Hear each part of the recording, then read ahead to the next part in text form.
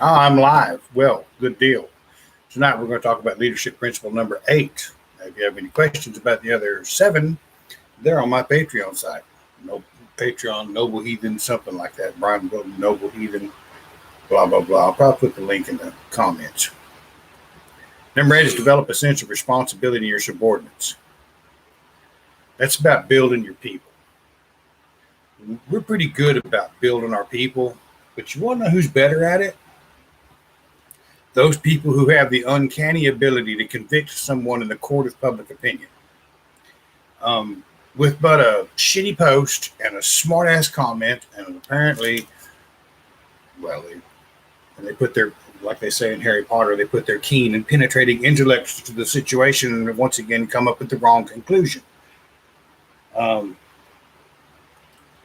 They're building their people. I don't know which is dumber.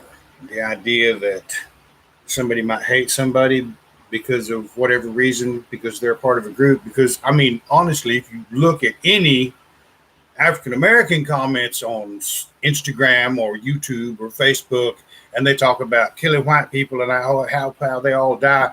Now, if I were to do that, why, I would be tarred and feathered.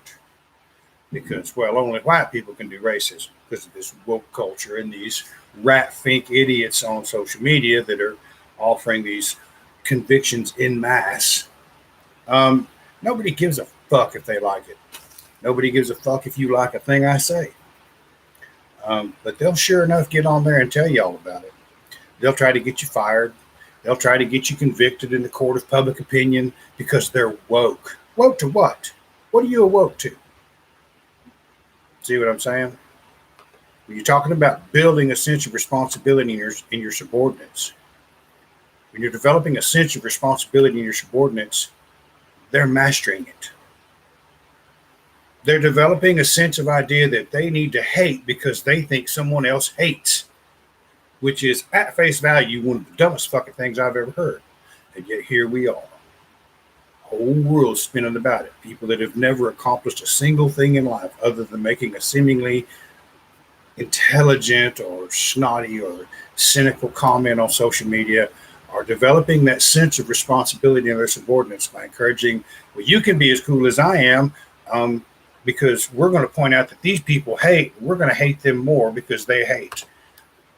And, you know, waiting is probably the best movie in the world, has the best response to that. That's like being the smartest kid with Down syndrome. I apologize if that offends anybody, but, you know, if they're rocking that extra chromosome and making them smart-ass comments on social media, somebody probably needs to make them stop because they're not helping matters. Here we are on the 4th of July. I'm wearing the most patriotic American shirt available. I did serve in the infantry, grunt style, Space Force. That's what we're all talking about. It's a fashion statement, and it's cool. We talk about developing a sense of responsibility in our subordinates. How long do you think the intensity of that hate will last? Because one thing I can assure you is that stuff always burns out. Eventually, somebody begins to see through the thin veneer of what it really means and doesn't go anywhere. I've watched various people in Austin Troop for over a decade that I've been screwing around in it, try to build community based on that kind of hate and righteous indignation. We see Antifa out in the street, they're like the squeaky wheel that gets the most grease because, well, they're woke. They get politicians that, well, if you say anything against them, they're creating this frenzy that will eventually devour itself. You can't build anything positive on hate. You can develop a sense of responsibility in your subordinates, and if you stick to a couple of things, you'll come out on top. If you look at the rest of the list of leadership principles, the first one being know yourself, seek self-improvement. Hey, if that means for you need to go get a little couch time, go get it. Get in it. Figure out what's holding you back. As Shanae's always saying, what is in your locus of control? You see, that's all of the things all of these people are trying to get other people agitated about so they can be that magnificent leader. They're pointing out shit that's outside their locus of control. I don't care if it's the myth of the Aryan nation or anything like that, or I mean, that's as big a myth as Atlantis. Come on. And that's the best we can do after 40 years. Oh, well, I was an Aryan. Oh, and we have African Americans sitting over here saying the same thing, saying, we was Kangs. You know who you don't ever see saying these kinds of things? Southeast Asians. Why is that? Never hear that from them. You put 120,000 of them in a concentration camp in America during World War II because we didn't know if they were traitors or spies or whatever. I don't hear any of them whining about it. You know who else I don't hear about whining about stuff, about slavery? The Irish. You want to know why? Because they're not pussies. I love that saying. Deal with it. When they seek to build a sense of responsibility in their subordinates, i.e. their children, they're talking to them about things such as courage and honor and integrity and hard work. They're not encouraging them to lay about squalling like the youngest baby in the family. Now, why are we not trying to do that in Austria? We're still trying to hang on to some kind of ancient mythology, a 17th century misinterpretation of a Hindu word from a book that's 4,000 years older than any that was put to word 1,200 years ago, but represents a dialogue that's as much as 5,000 years older than that. Why would we want to lay claim to something? Why would we want to rest on our laurels and try to move forward on the achievements of men in the past instead of becoming men ourselves? Well, you can be all the alpha male you want to. You can be all the sigma male you want to. But if you can't inspire somebody to want to do what you know must be done, sit down and shut the fuck up. Just that simple. Let somebody that knows how to do those things, that inspires men to want to do what they know must be done, have a shot at it. The one thing that Antifa is most capable of doing in these social media retards and big tech and everything else, it's handicapping anyone who has the ability to do that. Look what they did to Trump. They're trying to do it to Crenshaw and several other conservative politicians. Look how effective they are at hampering their ability to stop a leader before he even gets started mobilizing the masses. That was the huge problem with the last president. He could motivate people to want to believe in something again. And the best these people have is, oh, no, you can't think that. That's not the correct information. That's not, you need to be woke so you really understand what's going on. And the last time I checked, there have been 283 mass shootings in America this year. All of them by African Americans, except for one, and that was by a Middle Eastern guy. All of them. And yet they will tell you right now that white supremacists are the most dangerous threat to the nation's security. Why is that? Ask yourself these hard questions. Because when you begin to develop a sense of responsibility in your subordinates, you've got to keep them informed. They've got to know what's going on. And I don't mean every conspiracy theory, rabbit hole, bunch of horseshit you want to take somebody down. Make them aware of what's going on in the world, and then show them a path that will allow them to navigate that to their own success. Quit trying to inspire people to want to get fired up about something that you know is fucked up. They know it's fucked up too. That's the limit of your interaction with that individual. And as soon as they don't believe as stringently as you do, or they don't believe as you don't believe as stringently as they, then it's over. That's why it builds up and fractures. It builds up and fractures. It builds up and fractures. We're failing at the very common task of building leaders. We're sitting here talking about how much pussy an alpha male can get. What? In this day and age, that's the best you can come up with your fucking red pill? Well, I could spin some plates and I got people on the side.